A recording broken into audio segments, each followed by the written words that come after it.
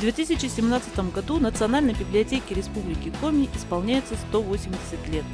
В год юбилея мы решили навестить наших друзей, читателей и библиотекарей в районах Республики Коми. «Библиоэкспресс. Знания с доставкой на дом».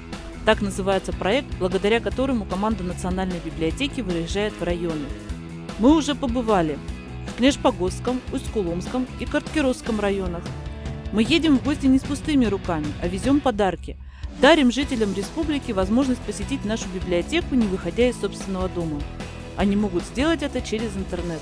Библиотека создает сайты, интересные для читателей любого возраста. Самым маленьким библиотекари предлагают послушать аудиосказки на русском и коми-языке, часть из которых исполняют сами авторы.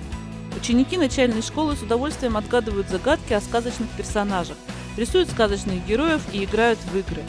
Для школьников постарше задания посложнее.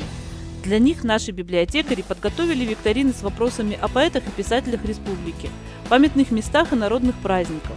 Обо всем этом ребята могут узнать на страницах сайтов «Культурная карта Республики Коми» и «Литературные прогулки».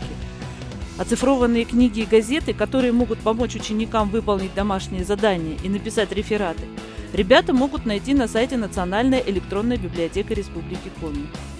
Взрослым читателям мы предлагаем сайт «Библиотека памяти».